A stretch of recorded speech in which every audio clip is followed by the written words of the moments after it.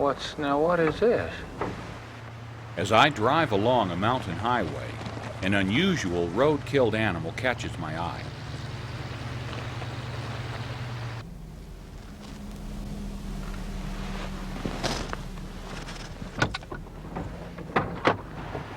If this is what I think it is, this is a creature that is rare not only in these northern Rockies, but throughout the country.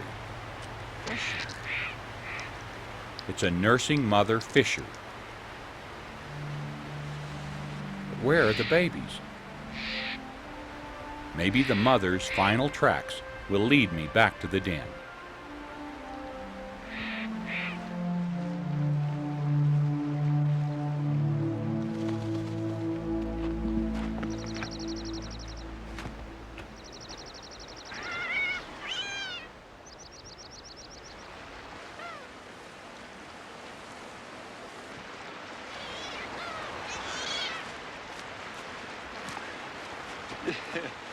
Hey, what are you guys doing in here?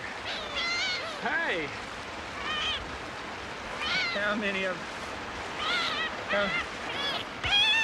Okay. There. Hi. Ah, brother and sister. You are cute. Let's go home. Ooh, you're cold. Let's go home. There is nothing quite as cute and cuddly as a baby. These orphan fishers are no exception. But if these babies are to survive, it looks like it will be up to me and my family to raise them. It's not the ideal way for a wild baby to grow up. The real parents are always best.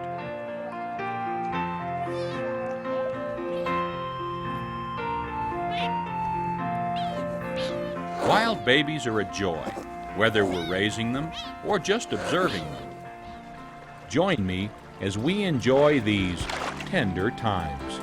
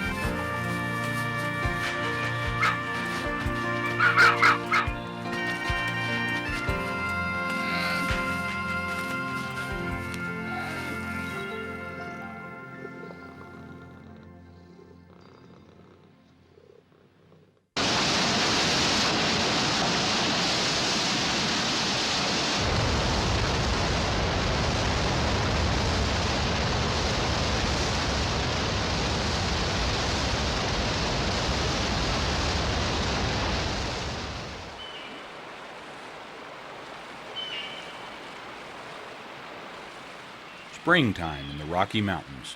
The snow melts, flowers bloom, birds sing, and every form of life is renewed.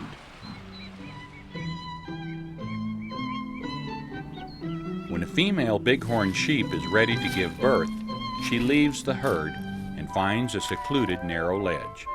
Here she brings her baby into the world.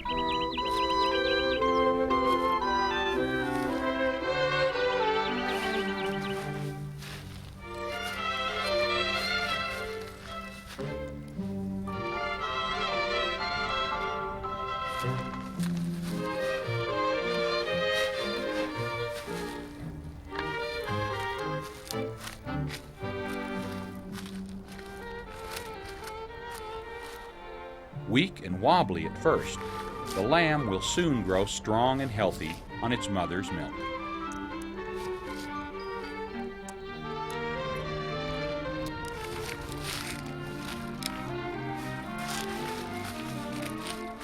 When the lamb is about 1 week old, the ewe takes it back to the other sheep. The ewes and their lambs band together for mutual protection.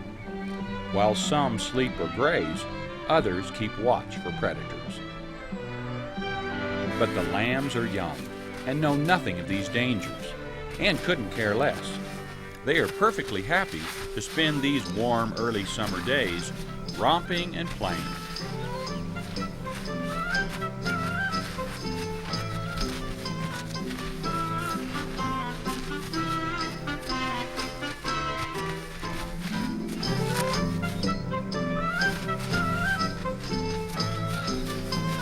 This play is for fun, but it's also practice for more serious matters.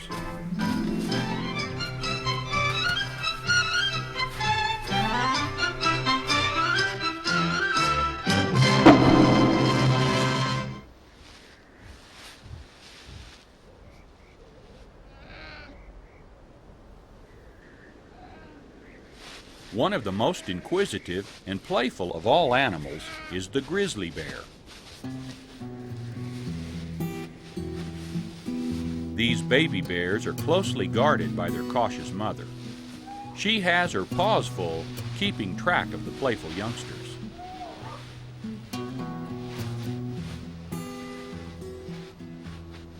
It used to be widely believed that animal play was just so the babies could learn how to function as adults. Now we think that bears play for the same reason our own children do, because it feels good.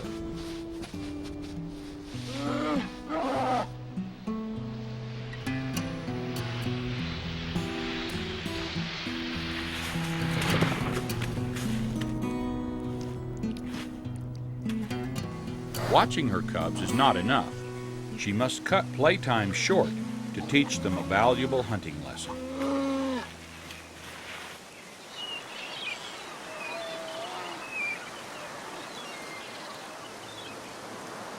At the annual salmon run in Alaska, this mother catches a fish and introduces it to her inexperienced offspring.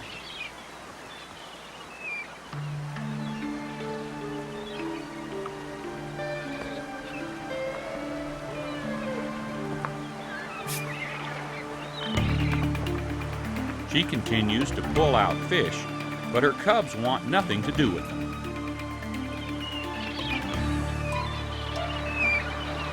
Convincing her cubs that an enormous, thrashing salmon can be eaten is quite a job for the mother bear.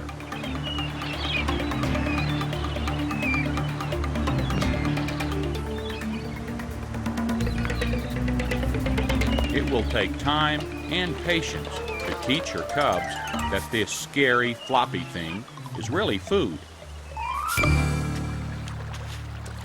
Time and patience are what most mothers have for their offspring. This stream crossing lesson is putting a raccoon's motherly patience to the test.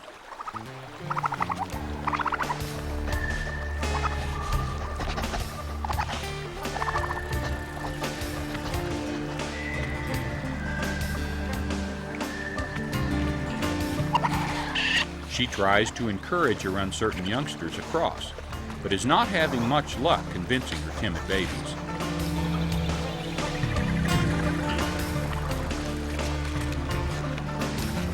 What starts out as a lesson in getting across the stream quickly becomes a swimming lesson. By accident, one of the babies falls into the water and finds the stream a challenge. Now if the mother can just get the other to try.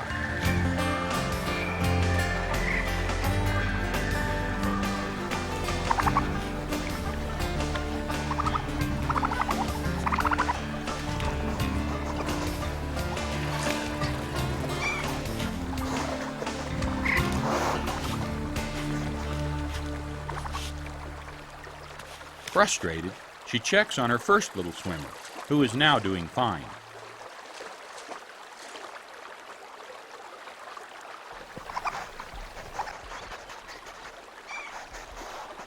The reluctant youngster can hold on no more.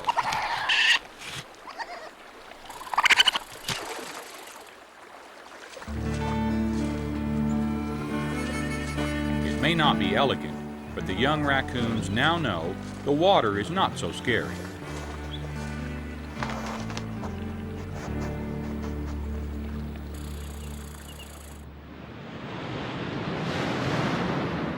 Our western shores are home to an animal that spends so much of its time in the water you would think it a born swimmer, the sea lion. But sea lion pups do not take to the water instinctively. They must be taught to swim.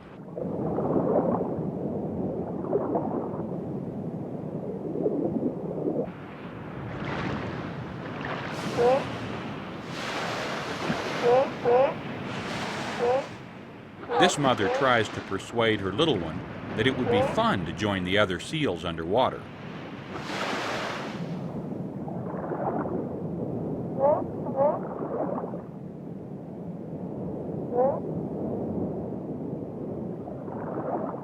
With her coaxing, the pup takes the plunge. On second thought, the unsure youngster is not convinced and scrambles back to the safety of the rocks.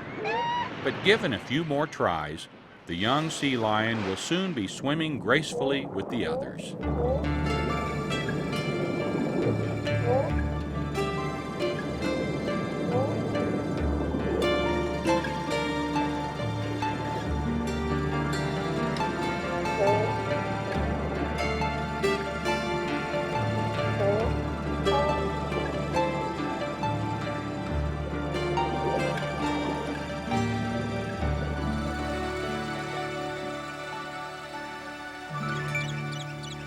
It is not only the wild parents' job to teach their offspring to be like their own kind, but they must also teach the young to protect themselves from a host of dangers.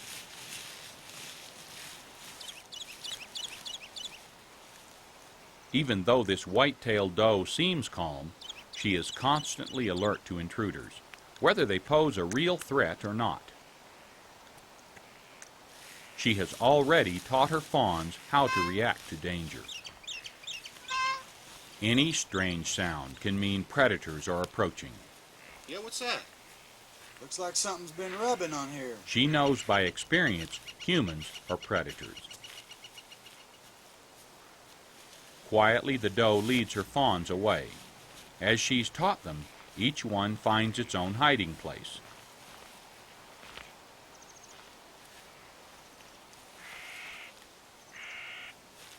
This pile of timber looks pretty dry.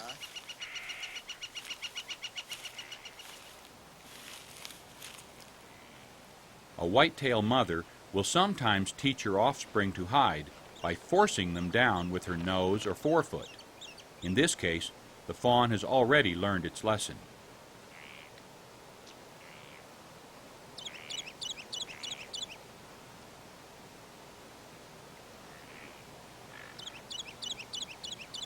The doe knows that one of her fawns is hiding close by.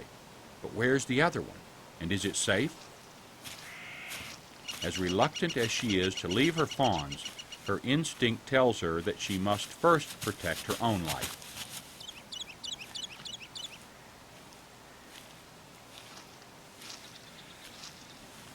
Hey, what's this over here? She cannot know that the woodsmen mean no harm.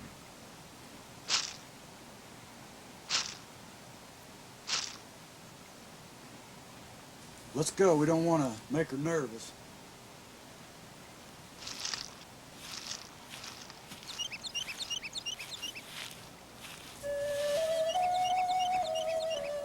The doe is wise in her caution. The lesson she learned as a fawn and taught her own offspring is that the individual must survive to carry on the species. And like all mammals, when the crisis has passed, the fawns quickly return to the warmth and comfort of their mother.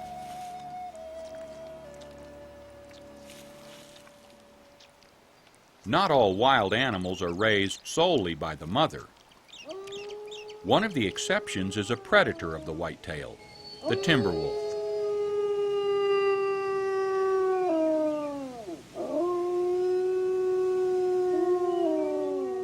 This wild hunter lives in packs and raises its young as a group. Throughout spring, the life of the pack revolves around raising the newcomers.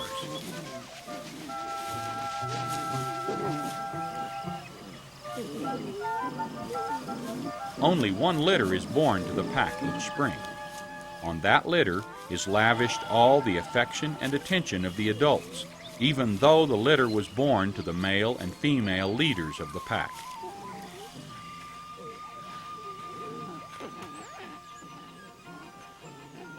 This pack has 7 members.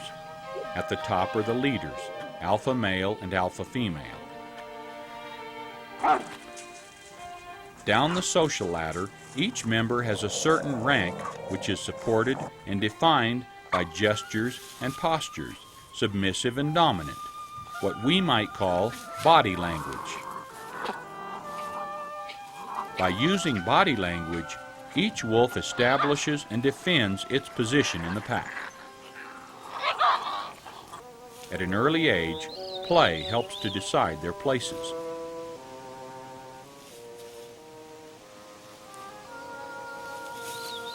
Wolves are not born killers. They are, however, born with certain behavior patterns, running, jumping, and stalking, that help them learn to survive.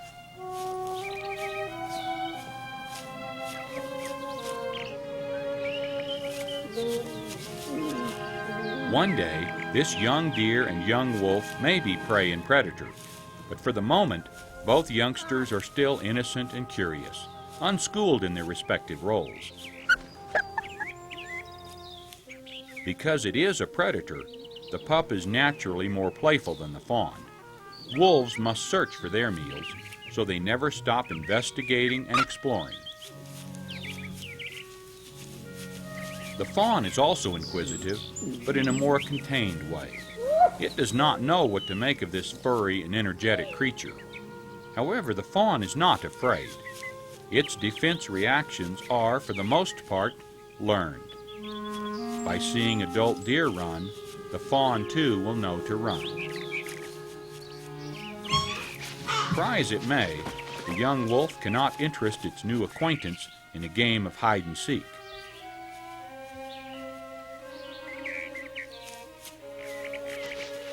Someday they might meet again, but for now, no matter how far they roam, there is no place like home and mother.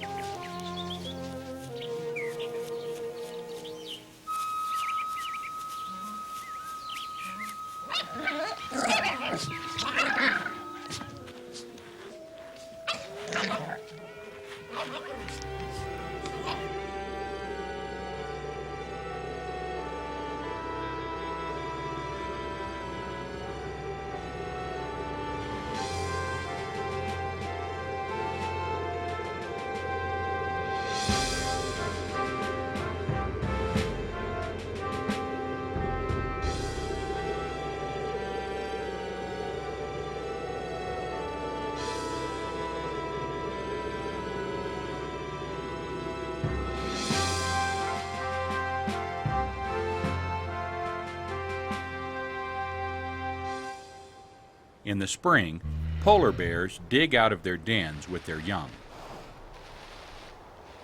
They have done their job so far. They have reproduced and survived this harsh Arctic climate. But life is not always so serious.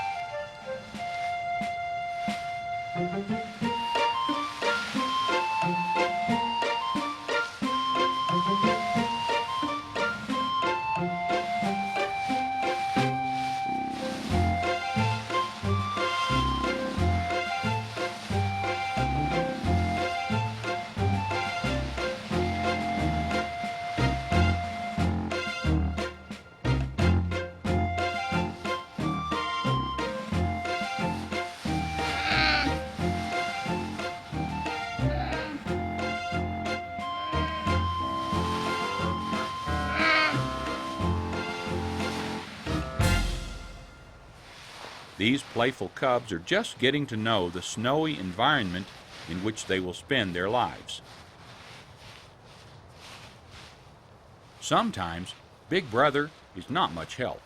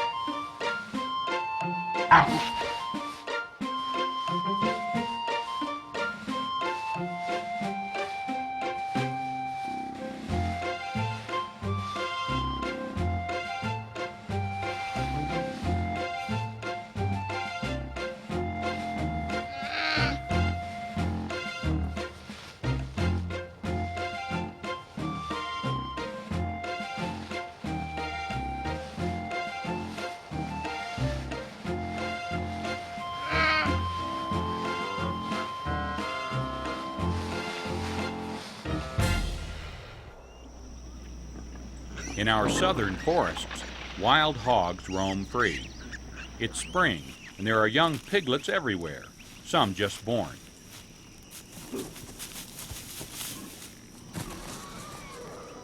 It's not long before I find the newborns. The nest is a cleverly constructed hiding place for the sow's litter. Because they are born nearly hairless, it's also a warm haven for their first week of life.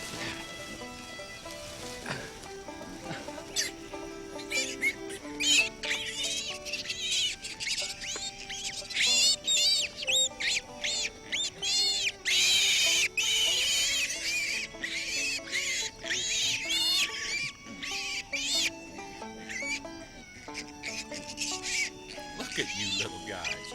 You're cute. I can see your little tusks. You guys are real squealers.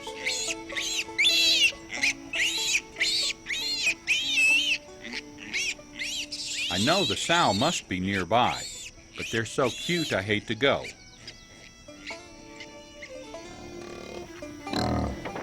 When the sow returns, I quickly leave Mother Hog to her family duties. As a protective parent, she could be dangerous.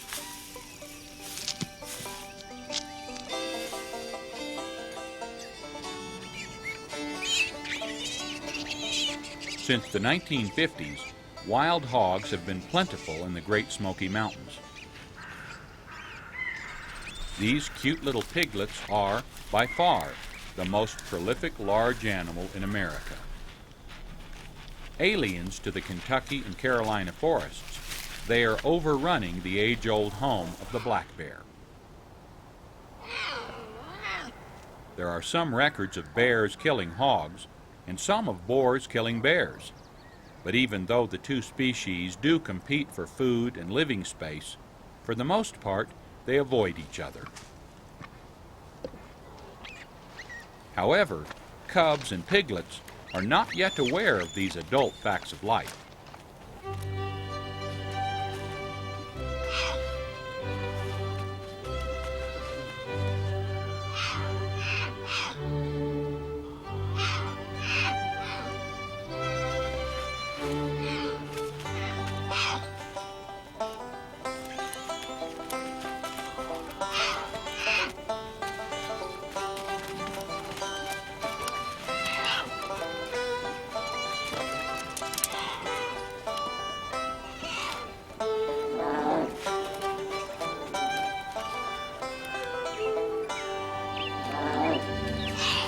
Babies rejoin mother, who, upwind of the pigs, is unaware of her cubs' playmates.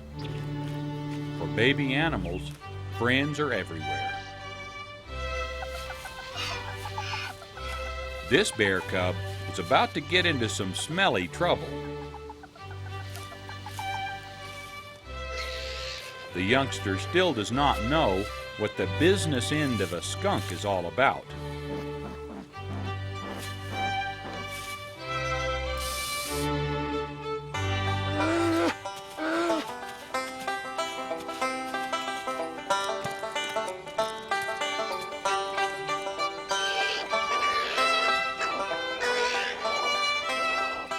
no matter where babies romp, life continues to be one innocent discovery after another.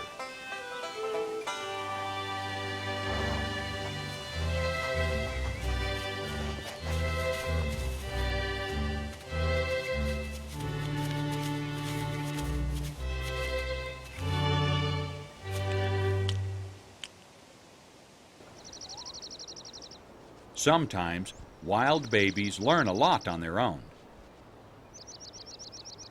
These red fox kits will learn all they want to know about snakes while their mother hunts. The kits have disturbed a bull snake sleeping outside their den.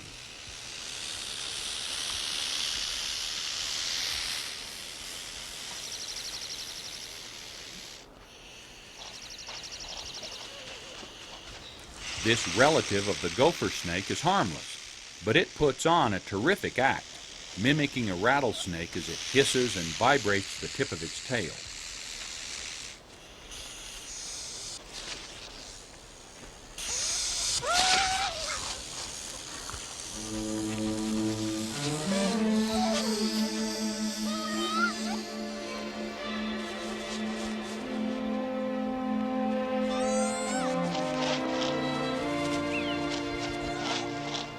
It makes believers out of the fox pups, scaring one of them back into the den, which in turn scares its jumpy brother.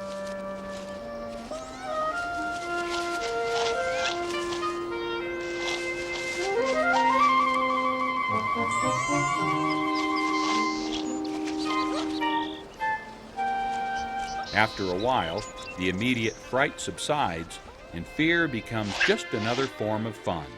A game that will make these pups all the more ready for their next encounter with a snake.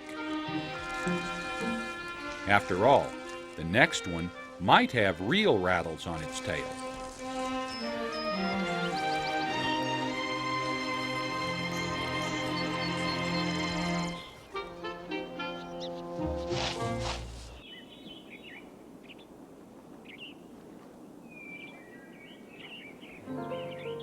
On the many high ledges of our western mountains resides the mountain goat.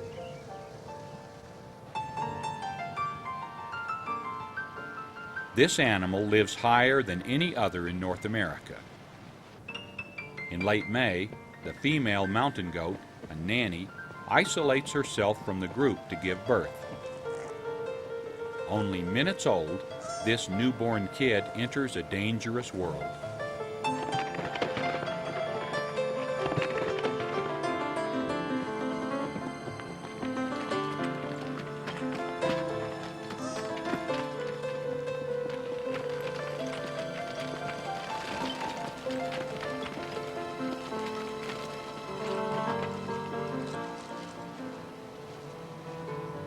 Black bear poses little threat to a healthy kid, but it might catch one that has been injured, and these cliffs are just the place from which newborns can fall.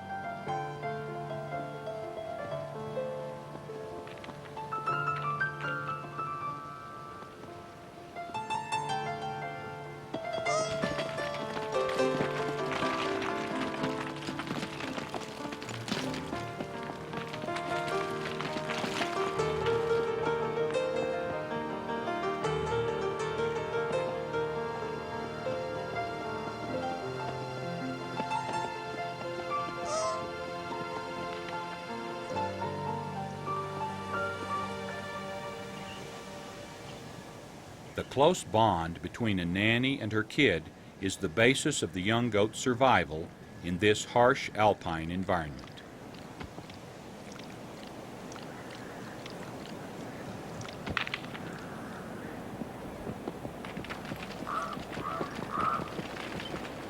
When the kid is old enough to travel, they join others.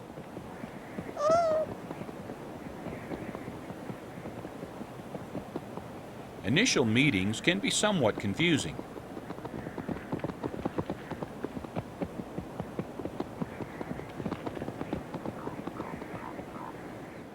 But soon the young make friends and, urged on by their mothers, play and learn to be at home on the ledges.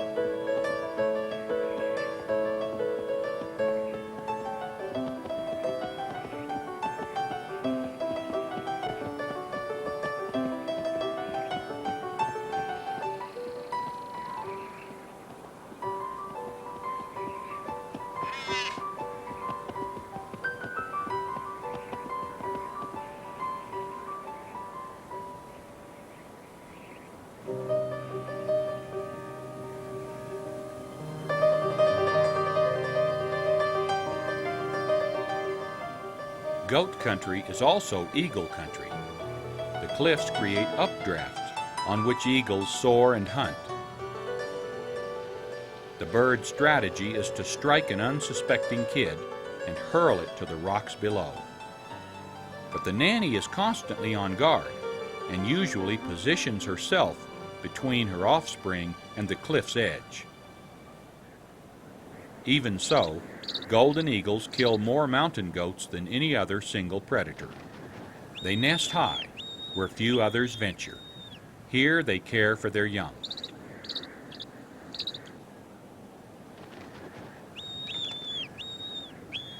You would not think it to look at this ball of fuzz, but this down will soon be replaced by feathers.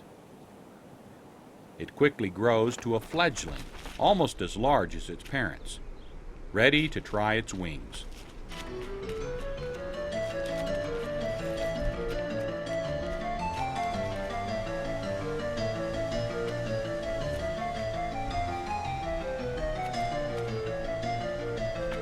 Soon it's time for the first real flight. Initially, however, the problem is not flying, but landing.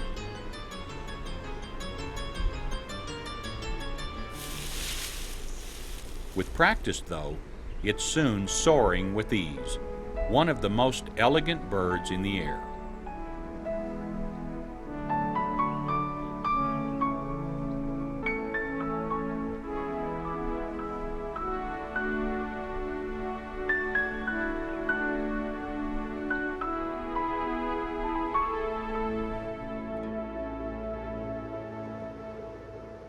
The severity of the weather in the far north keeps caribou on the move, even during birthing season.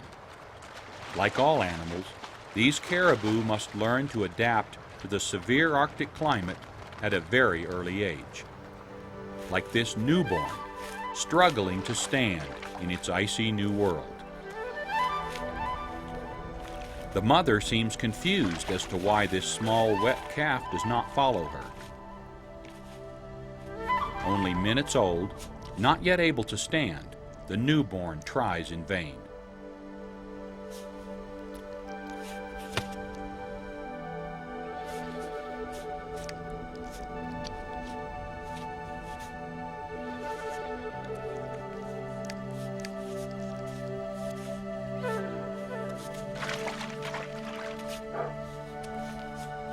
Even though the mother wants to move on, she keeps returning and encouraging her infant.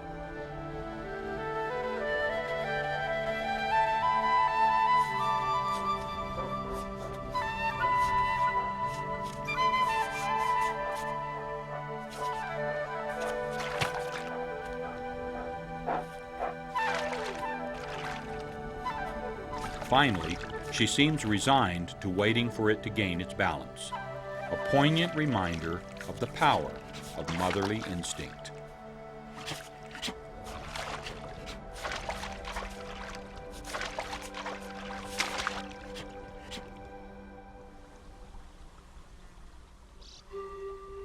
Not all births perpetuate life.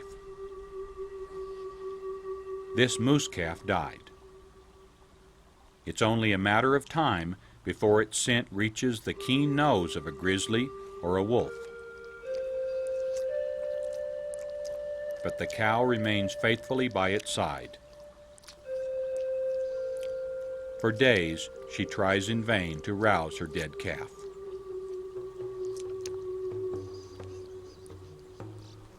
The wild mother's instinct to stand by her young is so strong, it compels this Arctic fox to protect her litter against the slightest hint of danger.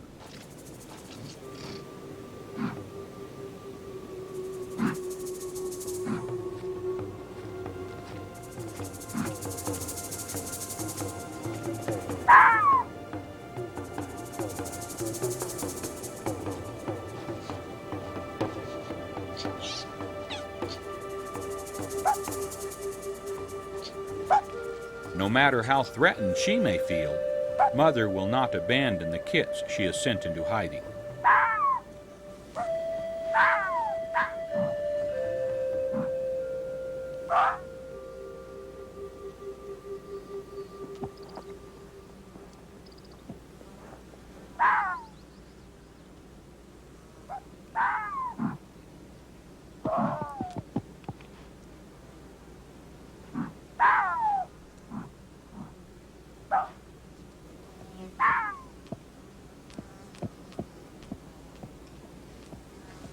Finally, the caribou moves on to graze elsewhere and leaves the family in peace.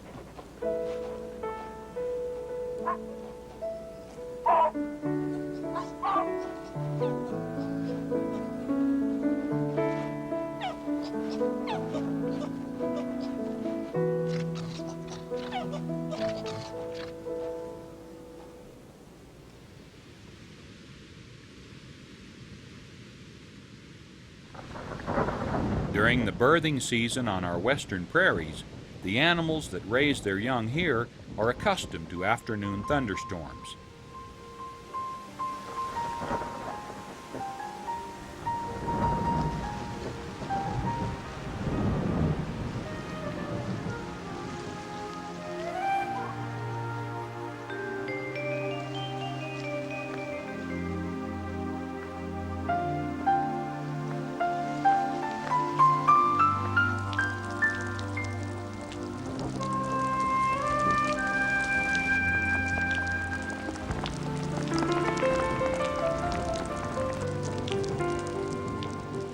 Prairie storms, though blustery, are normally brief.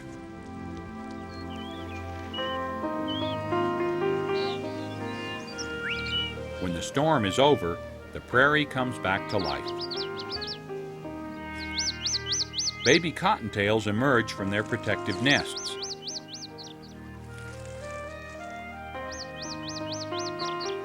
In the first few weeks after leaving the nest, the litter mates hang around, using the nest site as a base of operations. Each day they venture farther from home until they are finally independent. Cottontail babies are not the only youngsters out on this warm spring day. My daughter Hannah and son Luke are also enjoying an outing and are intrigued by anything that moves.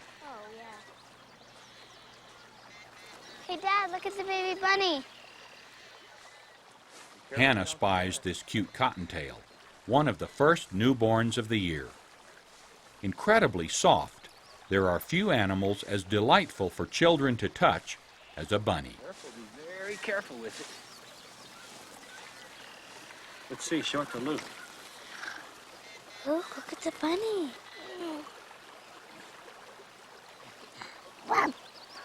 Baby, that's just a little baby.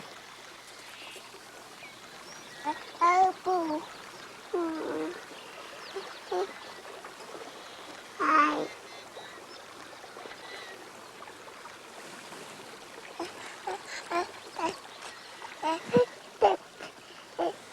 Let me see it. Let me see it. Let me see it. Let me see it.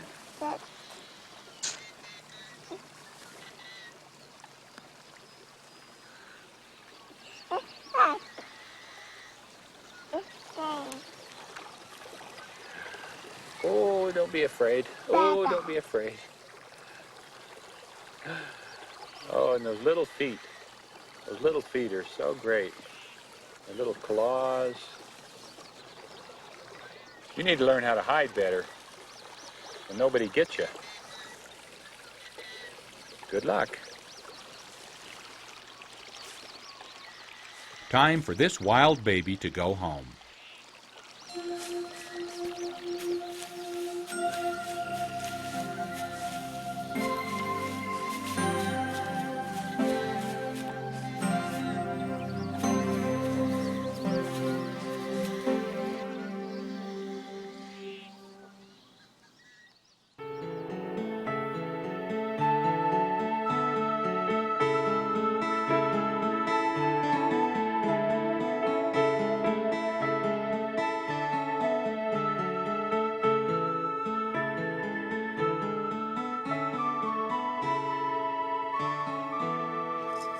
In the tall grass of a country meadow, a bob-white cock has constructed a shallow nest and lined it with grass.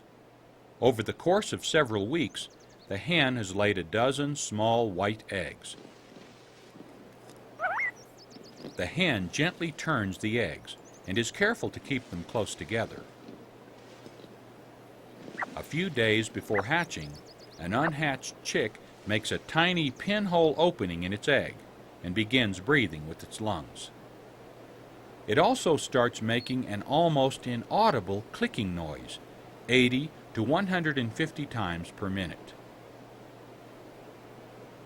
It's theorized that chicks within eggs that are close together can hear each other's clicks, and this stimulates them to break into the world at almost the same moment, a phenomenon called synchronized hatching.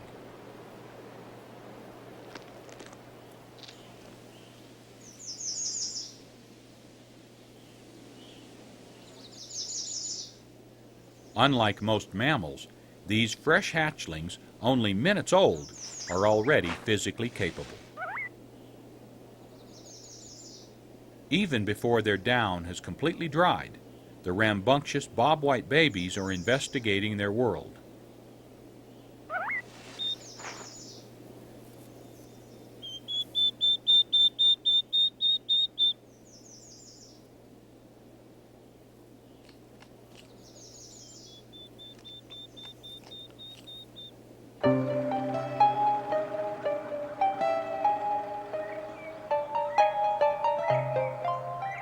Out in the open, the chicks' movements do not go unnoticed. Mother quail to the rescue.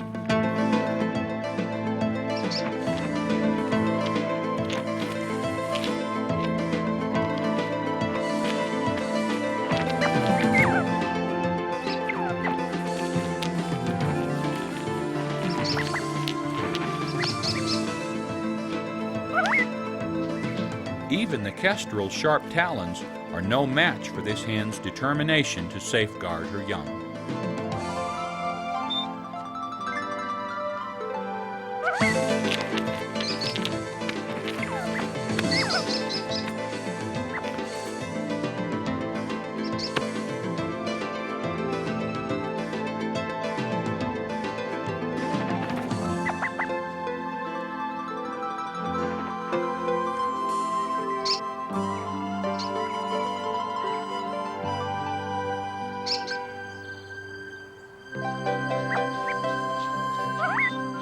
For all the energy birds invest in their offspring, the parental bond is amazingly short-lived. In the avian world, youth passes quickly. Once grown, birds have only their instincts to guide and protect them.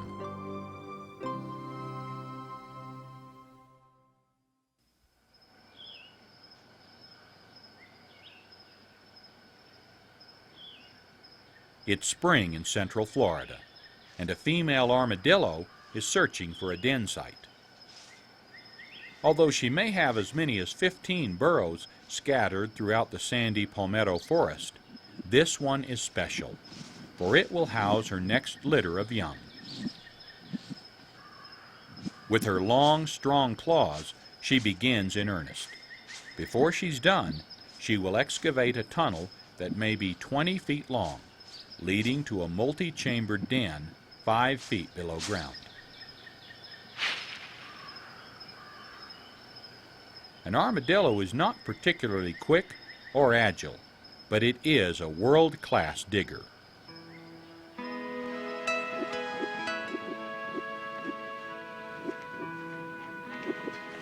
A most amazing adaptation of this burrowing creature is that, if stressed, the female can delay giving birth for over 2.5 years, even though normal gestation is 8 to 9 months.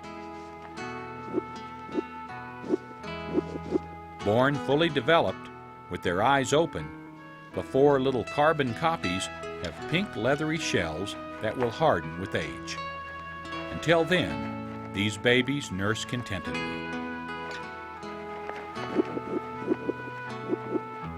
Life is good.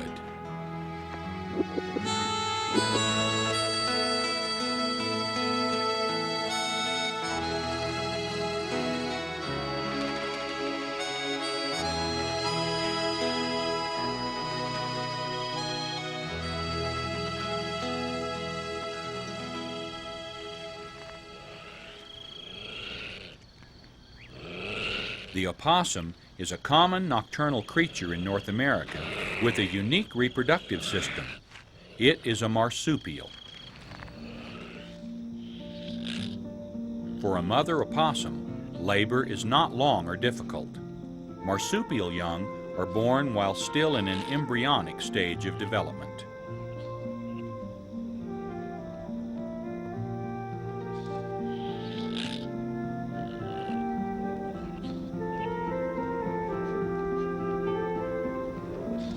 These tiny babies are smaller than honeybees.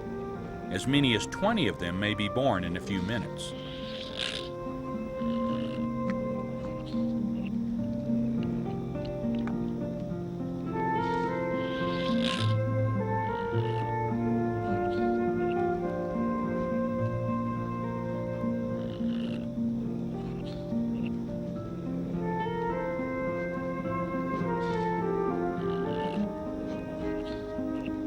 They look so helpless. How will they ever reach the safe destination of their mother's pouch? Unlike other mammals which are born attached to an umbilical cord, the young possums are floating free inside her uterus. At this stage, the hind legs are hardly present, but the tiny forelegs are already well developed, complete with claws that aid in reaching the pouch.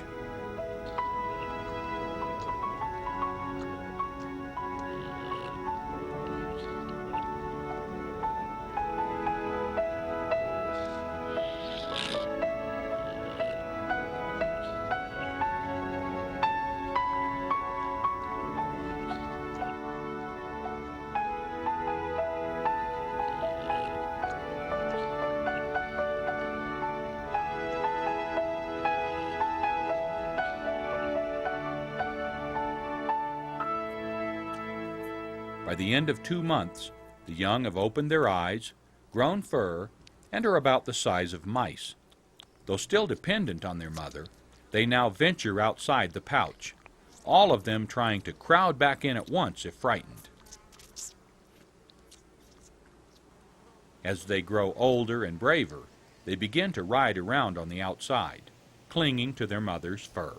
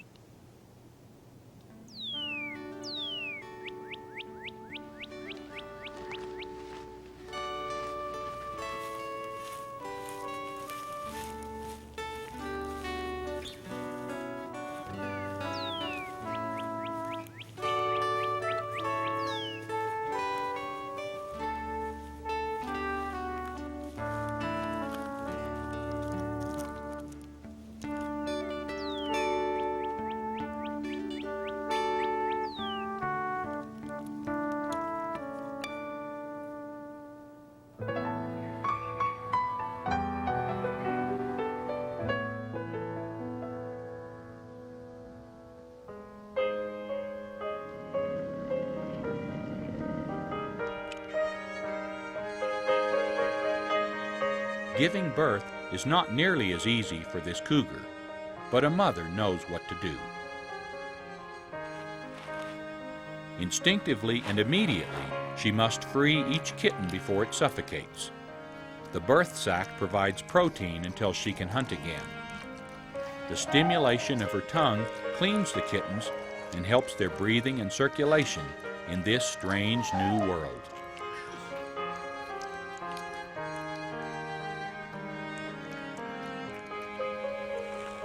Instinct tells these blind and helpless balls of fur where to look for their first meal.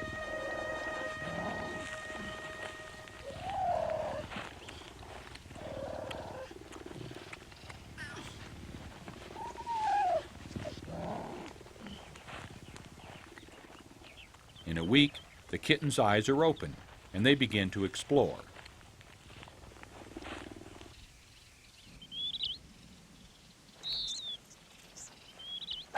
Meanwhile, the mother has grown restless. She shares her territory with a bobcat that presents no threat to her, but would welcome a meal of cougar kitten while she's off hunting. She senses that her babies have grown old enough to attract unwelcome attention. There is a more secluded cave not far away. One by one, the kittens are moved, carried gently in her powerful jaws.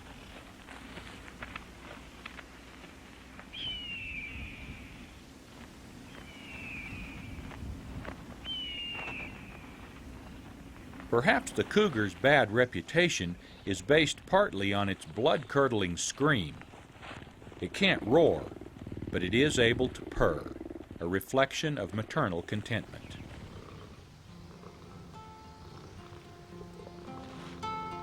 Already the brains and bodies of the kittens stir with age-old instincts. Play is very much a part of nature's plan. It teaches the baby animals what their teeth and claws, their muscles and balance are all about. It teaches all baby animals to be a part of a group or loners like these cougars.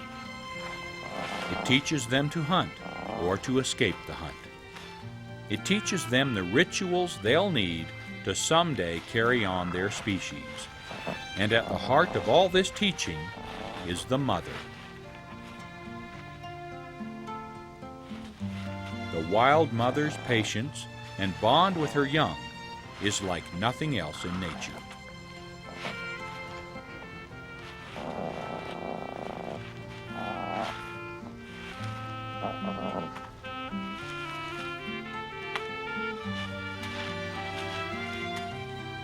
In some species, fathers also teach. You see what's under it? Yeah.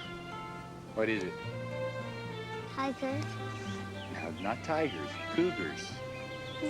Cougars. Look, it's a mom and her 3 babies. They're really cute, too. As the wild babies grow and learn, we should remember why we need them on the planet. The reason is clear. For all species, including our own, they help make life worthwhile.